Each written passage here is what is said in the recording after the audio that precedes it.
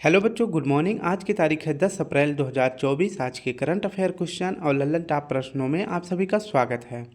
इस current affair question में आप सभी को 10 करंट अफेयर क्वेश्चन और बाकी के उसकी व्याख्या और लल्लन टॉप प्रश्न देखने को मिलेगा। ओवरऑल आप सभी को इसमें देखा जाए तो 50 से 60 करंट अफेयर क्वेश्चन दिख जाएंगे। 10 क्वेश्चन नए रहेंगे और बाकी के 30 से 40 क्वेश्चन जो रहेगा वो रिवीजन करवाते रहेंगे। ठीक है, तो अगर वीडियो अच्छी लगे तो प्लीज़ लाइक शेयर कमेंट जरूर करें।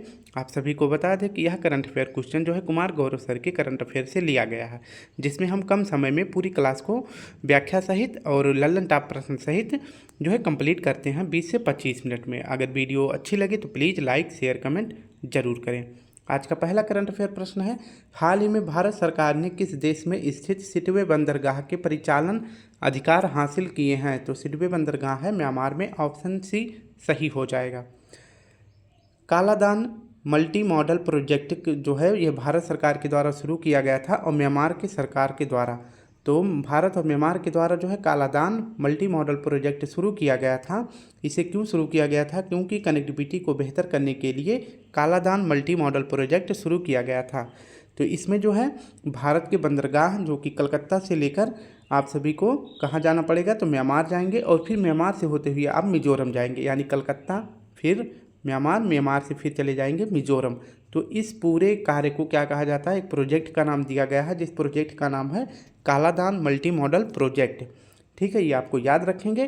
तो भारत के बंदरगाह कलकत्ता से म्यांमार में जो बंदरगाह है जिसका नाम है सिटवे बंदरगाह, तो यह बंदरगाह पर भारत का परिचालन अधिकार हो गया है। ठीक है, तो जो म्यांमार में बंदरगाह है सिटवे बंदरगाह, इस पर भारत सरकार ने अपना परिचालन अधिकार ग्रहण कर लिया है।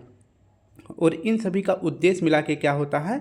नॉर्थ ईस्ट को जो है भारत से कनेक्ट करना। तो नॉर्थ ईस्ट जो भारत के पूर्वोत्तर राज्य हैं उन पे जो है अपनी कनेक्टिविटी बनाए रखने के लिए इन सभी का जो है कार्य जो शुरू किया गया है वो कालादान मल्टी मॉडल प्रोजेक्ट के तहत शुरू किया गया है। आप इसे चित्र के माध्यम से समझेंगे तो अच्छे से समझ जाएंगे। मैंने बताया कालादान मल्टी मॉडल प्रोजेक्ट के तहत जो है ये कलकत्ता के हुबली रिवर से जो प्रोजेक्ट शुरू किया गया है, ये बंगाल की खाड़ी से होते हुए 539 किलोमीटर दूर स्थित जो सिटवे स्थान है म्यांमार का, यहाँ पे जो है भारत अपना प्रोजेक्ट लेकर जाएगा और यहाँ से जो है भारत जो है स्थल मार्ग से कनेक्ट करके ये चला जाएगा मिजोरम में। ठीक है, तो ये कहाँ चला जाएगा? मिजोरम में चला जाएगा ऊपर तक। तो ये आपको याद रखना है। अगर कभी भविष्य में यहाँ पे आप देखते हैं कि जो सिक्किम राज्य है हमारा, वहाँ पे जो है भारत की एरिया बहुत कम है और इसके नीचे पूरा बांग्लादेश है और ऊपर चीन है। तो चीन और भारत की कभी बनती नहीं है। तो कभी इन फ्यूचर जो है अगर सिक्किम के मार्ग पर अगर जो है चीन का अगर कब्जा हो जाता है तो ये नॉर्थ ईस्ट के पूरे राज्य जो है भारत से अलग हो जाएंगे। तो इसी को कनेक्ट करने के लिए भारत ने म्यांमार में जो सिटवे बंदरगाह है इस पर जो है अपना अधिकार हासिल किया है। मतलब यहाँ की सरकार से पूछताछ करके यहाँ पे अपना अधिकार किया है। फिर यहाँ से जो है डायरेक्ट जो है भारत अपने नॉर्थ ईस्ट के राज्यों को कनेक्ट कर लेगा। ठीक है, तो ये आपको याद रखना है। और इन सभी के लिए कौन सा प्रोजेक्ट शुरू किया गया है? तो कालादान मल्टी मॉडल प्रोजेक्ट शुरू किया गया है। तो सिटवे बंदरगाह कहाँ है? म्यांमार में है, ये आपको याद रखना है।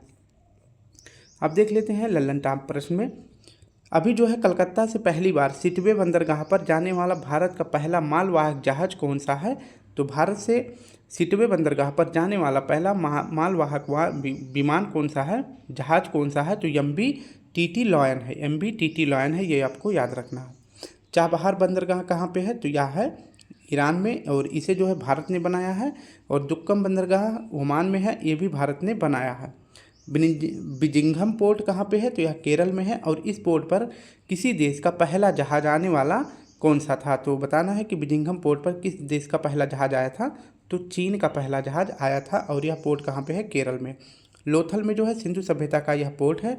और लोथल जो है किस राज्य में स्थित है? यह गुजरात में स्थित है।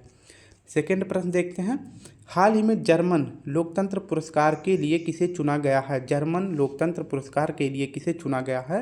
तो आपका सही जवाब हो जाएगा यूलिया नवलनाया जी को जर्मन लोकतंत्र पुरस्कार से सम्मानित किया गया है। इसके बारे में व्याख्या देखते हैं। तो जर्मन लोकतंत्र पुरस्कार जो है यूलिया नवलनाया जी को दिया गया है। और यह अवार्ड किस क्षेत्र में दिया जाता है? तो मीडिया की स्वतंत्रता के लिए यह अवार्ड दिया जाता है। जो इस बार दिया गया है यूलिया नवलनाया जी को, ये आपको याद रखना है। नेक्स्ट बाकी के जो ऑप्शन में दिए गए थे उसको देख लेते हैं। प्रित्जर अवार्ड यानी कि वास्तुकार का जो है सर्वोच्च पुरस्कार प्रित्जर अवार्ड किसे दिया गया है? रिकेन यामामोतो जी को दिया गया है और ये किस देश के हैं? तो ये जापान के हैं। एबल पुरस्कार जो कि मैथ की श्रेणी का सर्वोच्च सम्मान है, यह दिया गया है मिशेल टेलाग्रैंड जी को। सरस्वती सम्मान किसे दिया गया है? तो यह दिया गया है प्रभा वर्मा जी को और इनका संबंध किस भाषा से है? तो इनका संबंध है मलयालम भाषा से। व्यास सम्मान किसे दिया गया है? तो पुष्पा भारती जी को दिया गया है। इनकी कृति यादें और यादें के लिए, ठीक है, यादें और यादें के लिए दिया गया है। ज्ञानपीठ पुरस्कार किसे दिया गया है? तो यह अब की बार 98वें क्रम का था और कितने लोगों को दिया गया है? तो 2 लोगों को दिया गया है, जिसमें है जगत गुरु रामभद्राचार्य जी और गुलजार जी। नेक्स्ट हमारा प्रश्न है साहित्य अकादमी पुरस्कार, यह किसे दिया गया है? तो संजीव कुमार जी को दिया गया है। किस भाषा के लिए? हिंदी भाषा के लिए। और इनकी कृति का क्या नाम है? तो मुझे पहचानों के लिए साहित्य अकादमी का हिंदी पुरस्कार संजीव जी को दिया गया है। ये सुल्तानपुर उत्तर प्रदेश के हैं। तीसरा प्रश्न हमारा, हाल ही में पहली बार सुप्रीम कोर्ट ने संविधान के किस अनुच्छेद के तहत जलवायु परिवर्तन के प्रतिकूल प्रभाव से मुक्त होने के अधिकार को मान्यता दी है?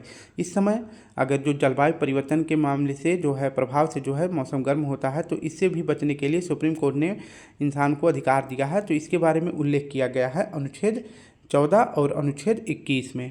इसके बारे में व्याख्या देखते हैं। तो संविधान के 2 अनुच्छेदों के बारे में देख लेते हैं। एक तो अनुच्छेद 14 और अनुच्छेद 21 में।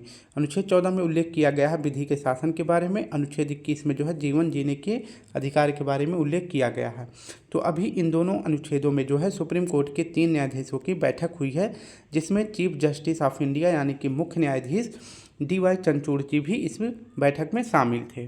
तो इसमें इन्होंने कहा है, DY चंद्रचूड़ जी ने कहा है कि जो जलवायु परिवर्तन का प्रतिकूल प्रभाव से मुक्त होने का अधिकार भी सभी के पास है। तो किस संविधान में संशोधन किया गया है? अनुच्छेद 14 में और अनुच्छेद 21 में किया गया है। कुछ समय पहले जो है अनुच्छेद 21 में भी संशोधन किया गया था और इसमें संशोधन करके अनुच्छेद 21A जोड़ा गया था, जो कि संबंधित है किससे? राइट टू एजुकेशन से। तो राइट टू एजुकेशन कब जोड़ा गया था? तो 86वां संविधान संशोधन 2002 में जोड़ा गया था। किसमें? तो अनुच्छेद 21 में जोड़ा गया था, जो राइट टू एजुकेशन यानी कि सभी को शिक्षा देने का अधिकार, यानी सभी को शिक्षा प्राप्त करने का अधिकार है, यह भी अनुच्छेद 21 में उल्लेखित किया गया है। निजता का अधिकार, ये भी जो है अनुच्छेद 21 के तहत आता है। और निजता का अधिकार केस से संबंधित है? तो पुट्टास्वामी केस से संबंधित है। नवतेज कौर केस किससे संबंधित है? तो यह समलैंगिकता अपराध नहीं है, यानी कि समलैंगिकता मतलब होता है कि मनुष्य जो है मतलब जैसे आदमी आदमी से प्यार कर सकता है, शादी कर सकता है, और उसी प्रकार जो है औरत औरत से कर सकता है। लेकिन अभी जो है संविधान में इसे शादी करने के लिए जो है अभी लागू नहीं किया गया है, लेकिन एक साथ रह सकते हैं, ये बात का उल्लेख किया गया है नवतेज कौर केस में। और इस केस के तहत जो है IPC का जो है 377 एक्ट जो है ये हटा दिया गया है। केशवानंद भारती केस, यह कब आया था? तो यह 24 अप्रैल 1973 में आया था। इस केस में कहा गया है प्रस्तावना संविधान का अंग है, और इसके बाद कहा गया है संविधान के मूल ढांचे में संशोधन नहीं होगा। तो ये दोनों आपको याद रखना किस से संबंधित है? तो प्रस्तावना संविधान का अंग है, संविधान के मूल ढांचे में संशोधन नहीं हो सकता। ये जो है किस केस से संबंधित है? तो केशवानंद भारती केस से संबंधित है। और इस पीठ में जो है 13 जजों की बैठक हुई थी, जो यानी कि अब तक के भारत के संविधान में सबसे बड़ी बेंच किस केस में बैठी थी? तो केशवानंद भारती केस में बैठी थी। मिनर्वा मिल्स मामला, यह कब आया था? तो मिनर्वा मिल्स मामला आया था 1980 में। इसमें जो है सुप्रीम कोर्ट ने कहा है कि फंडामेंटल राइट और DPSP दोनों एक ही सिक्के के 2 पहलू हैं। तो फंडामेंटल राइट और DPSP दोनों एक ही सिक्के के पहलू हैं। इसे किस केस में कहा गया है?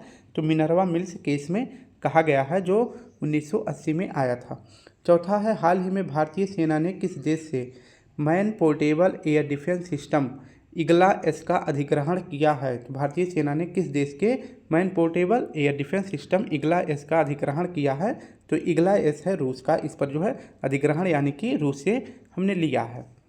इसके बारे में व्याख्या देखते हैं। तो IGLA-S क्या है? यह पोर्टेबल एयर डिफेंस सिस्टम है, यानी कि यह जो है इसे एक स्थान से दूसरे स्थान पर भी उठा के ले जा सकते हैं, यानी कि ये छोटा है और आने ले जाने में और आसानी भी होगी, और यह बहुत ही हेल्पफुल है। ठीक है, तो IGLA-S किस देश से हमने लिया है? रूस से लिया है। इस पर भारत ने अधिग्रहण किया है, और इसका प्रयोग कहाँ पे किया जाएगा?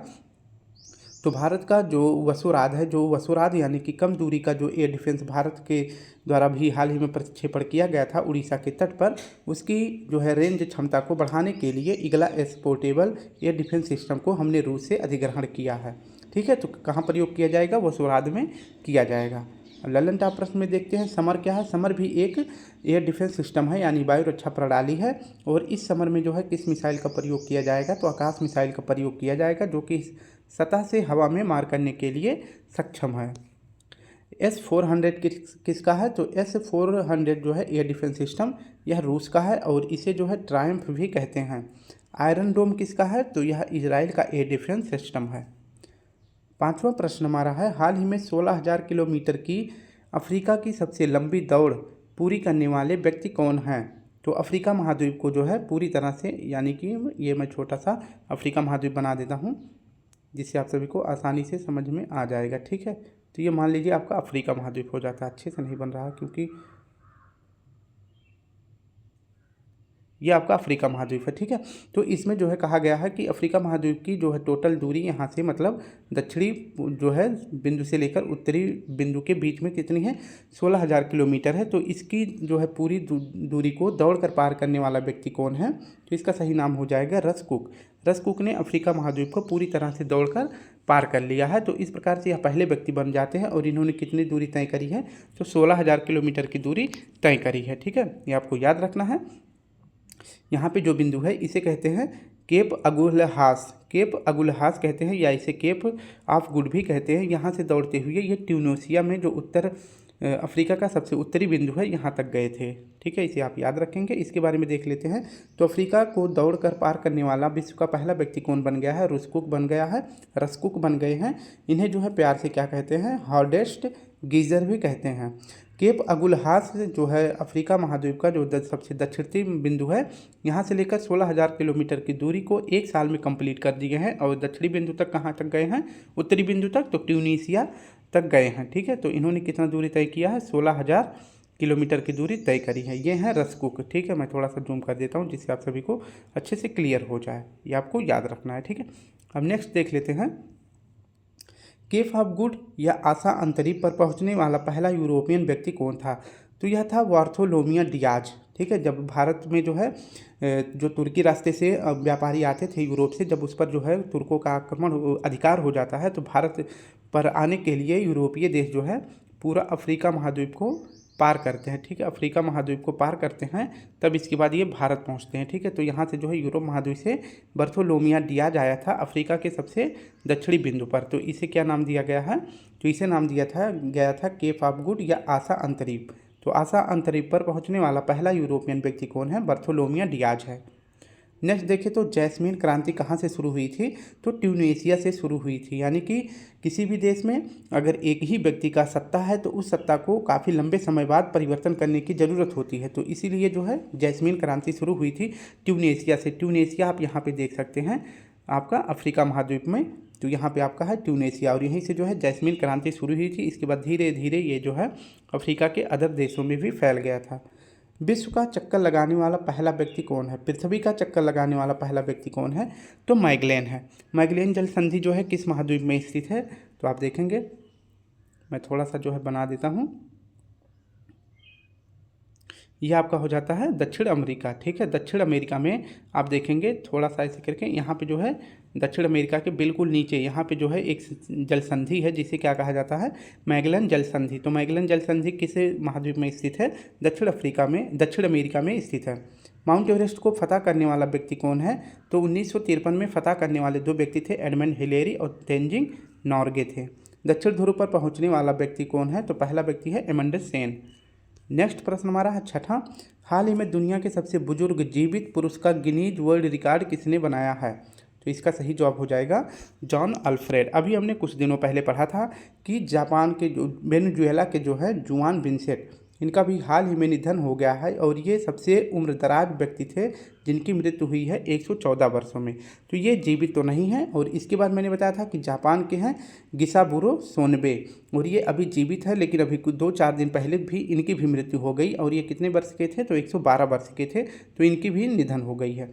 तो वर्तमान में सबसे बुजुर्ग जीवित व्यक्ति कौन बन गए हैं? जॉन अल्फ्रेड बन गए हैं, और ये कहाँ के हैं? इंग्लैंड के हैं, और इनका उम्र कितना है? तो 111 वर्ष है। अभी इन्हें जो है हाल ही में सबसे बुजुर्ग जीवित पुरुष का गिनीज वर्ल्ड रिकॉर्ड का खिताब भी दिया गया है।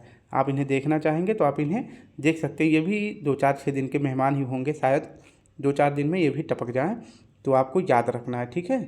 नेक्स्ट देखते हैं, हाल ही में मोंटे कार्लो मास्टर्स में मुख्य ड्रा मैच जीतने वाले पहले भारतीय कौन बने हैं? तो मोंटे कार्लो मास्टर्स में मुख्य ड्रा मैच जीतने वाले पहले भारतीय बन गए हैं सुमित नागल जी। इसके बारे में अध्ययन करते हैं। तो मोंटे कार्लो मास्टर्स जो है किस खेल से संबंधित है? जो है टेनिस से संबंधित मास्टर्स है, और इसका होस्ट कौन सा देश था? तो फ्रांस था। इसमें जो है मुख्य ड्रा मैच में जीतने वाले पहले भारतीय कौन बन गए हैं?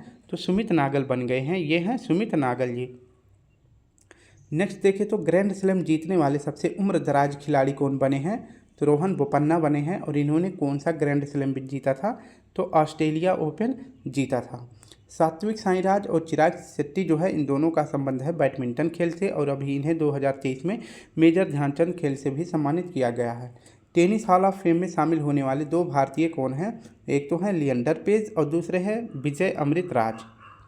सर्वाधिक ग्रैंड स्लैम जीतने वाले खिलाड़ी कौन है? तो नोवाक जोकोविच है। और सबसे उम्रदराज नंबर 1 खिलाड़ी कौन बने हैं? तो यह भी बने हैं नोवाक जोकोविच। ओलंपिक में टेनिस में पदक जीतने वाले पहले भारतीय कौन थे? तो 1996 का जो ओलंपिक हुआ था अटलांटा यूएसए में, उसमें जो है लिएंडर पेज ने कांस्य पदक जीता था, और तब से भारत ने टेनिस में कोई भी पदक नहीं जीता है। 8वां प्रश्न हमारा, हाल ही में आईपीएल के इतिहास में सर्वाधिक शतक लगाने की उपलब्धि किसने हासिल करी है? तो आप सभी को पता है कि आईपीएल हो या फिर वनडे हो, सबसे ज़्यादा शतक जो है विराट कोहली ने ही लगाया है। तो इसके बारे में व्याख्या देख लेते हैं।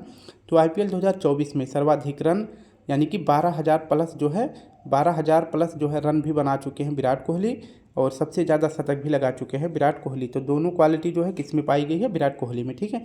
तो सबसे ज़्यादा शतक यानी कि आईपीएल में 8 शतक अब तक लगा चुके हैं। इन्होंने 8वां शतक कहा किस स्टेडियम में लगाया? तो सवाई मानसिंह स्टेडियम जयपुर में लगाया है, आपको याद रखना है, ठीक है। तो ये हैं विराट कोहली। सर्वोच्च रन बनाने वाली आईपीएल में कौन बनी है? तो सनराइजर्स हैदराबाद ने बनाया था 277 रन। आईपीएल इतिहास का सबसे महंगा खिलाड़ी कौन बिका था?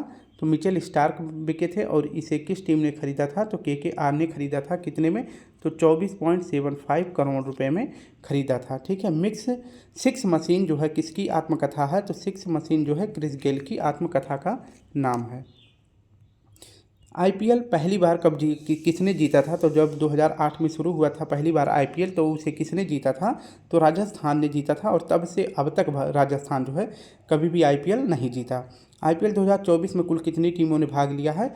तो 2 साल से जो है आईपीएल में जो है 10 टीमों ने भाग ले रखा है। महिला प्रीमियम लीग की विजेता कौन बनी है? तो कौन सी टीम बनी है? तो महिला प्रीमियम लीग की विजेता बनी है आरसीबी, और इसकी कप्तान थी स्मृति मंधाना। और जो महिला प्रीमियम लीग है, तो इसका पहला और दूसरा मतलब 2 ही संस्करण अभी तक हुआ है, और इसका दूसरा संस्करण किसने जीता? आरसीबी ने, और पहला किसने जीता था? तो मुंबई इंडियंस ने जीता था, ठीक है। तो ये भी आपको याद रख लेना है। नेक्स्ट हमारा, हाल ही में चैत्र शुक्ल प्रतिपदा को साजिबू चेईराओबा नववर्ष त्यौहार कहाँ मनाया जाता है? तो अब हम चैत्र शुक्ल प्रतिपदा के बारे में देखेंगे। इसे जो है हिंदू धर्म में नववर्ष माना जाता है, कि यानी कि जो है भारतीय संस्कृति में यहाँ से जो है नववर्ष शुरू किया जाता है। जैसे ईसाई धर्म में 1 जनवरी से शुरू होता है, उसी तरह चैत्र शुक्ल प्रतिपदा को जो है भारतीय संस्कृति में यहाँ से इसका जो है नए वर्ष का शुभारंभ माना जाता है। तो किस राज्य में किस नाम से जाना जाता है चैत्र शुक्ल प्रतिपदा को? इसके बारे में देखते हैं। तो सबसे पहले देखेंगे कि साजिबू चेईराबो नृत्य जो है नववर्ष कहाँ मनाया जाता है? तो यह मनाया जाता है मणिपुर में, ठीक है। अभी इसको मैं लास्ट में भी बताऊंगा। तो देख लेते हैं, हिंदू नववर्ष में जो है नवरात्रि पर्व से ही नए वर्ष का प्रारंभ माना जाता है। महाराष्ट्र और गोवा में जो है क्या कहा जाता है इसे? तो गुड़ी पड़वा कहा जाता है नए वर्ष को, और आंध्र प्रदेश, तेलंगाना और कर्नाटक में इसे उगादि कहा जाता है। सिंधी समुदाय में जो है चेटी चंड फेस्टिवल जो है यहीं से शुरुआत मानी जाती है, यानी कि भगवान झूलेलाल का जन्मदिन से ही नए वर्ष का शुभारंभ माना जाता है, ठीक है। तो इसे आप याद रखेंगे। चैत्र शुक्ल प्रतिपदा में जो है पूरे भारत में जो है नया वर्ष जो है यहीं से आगमन माना जाता है। सिर्फ ये क्या है कि अलग अलग राज्यों में अलग अलग नाम से इसे जाना जाता है। तो कश्मीर में इसे नवरेह कहते हैं, मणिपुर में क्या कहते हैं तो साजीबू चेईराओबा कहते हैं, और केरल में इसे बीसू कहते हैं। उत्तर पूर्व भारत की मीठे पानी की सबसे बड़ी झील कौन सी है तो लोकटक झील है, ये आपको याद रखना है। और संघाई फेस्टिवल कहाँ पे मनाया जाता है तो ये मणिपुर में मनाया जाता है। मणिपुर का मार्शल आर्ट कौन सा है तो थांगटा है। आखिरी प्रश्न देख लेते हैं स्टूडेंट, हाल ही में आई लीग 2023-24 का खिताब किसने जीता है तो आई लीग 2023-24 का खिताब जीता है कोलकाता मोहम्मडन स्पोर्टिंग क्लब जीता है। इसके बारे में व्याख्या देखते हैं तो आई लीग 2023-24 का जो है होस्ट कौन सा राज्य था तो शिलांग मेघालय इसका होस्ट था, और विजेता टीम कौन बना है तो कोलकाता मोहम्मडन स्पोर्टिंग क्लब इसे जीत लिया है। फुटबॉल के महत्वपूर्ण ट्रॉफी कौन कौन से हैं, संतोष ट्रॉफी, डूरंड कप और रोबर्स कप, ये जो है किसके ट्रॉफी हैं फुटबॉल के, और बैडमिंटन के उबेर कप और थॉमस कप हैं। नेक्स्ट देखें तो ये जो है महत्वपूर्ण है, संगीत नाटक अकादमी देश के 7 अलग अलग शक्तिपीठों में शक्ति संगीत और नृत्य का महोत्सव आयोजित करेगी। ठीक है, तो संगीत नाटक अकादमी शक्ति संगीत और नृत्य का आयोजन कहाँ पर करेगी तो अलग अलग शक्तिपीठों में करने वाली है। तो स्टूडेंट इस प्रकार से हमने अपने 10 क्वेश्चन साथ में उसकी व्याख्या और लल्लन टॉप प्रश्नों को सॉल्व कर लिया है। तो जितने करंट अफेयर और जितने लल्लन टॉप प्रश्न कुमार गौरव सर रखते हैं हम सभी जो है मिलकर 20 से 25 मिनट में सॉल्व कर लेते हैं। अगर वीडियो अच्छी लगे तो प्लीज़ लाइक शेयर कमेंट जरूर करें। तब तक के लिए आप सभी को प्यारा सा जय हिंद जय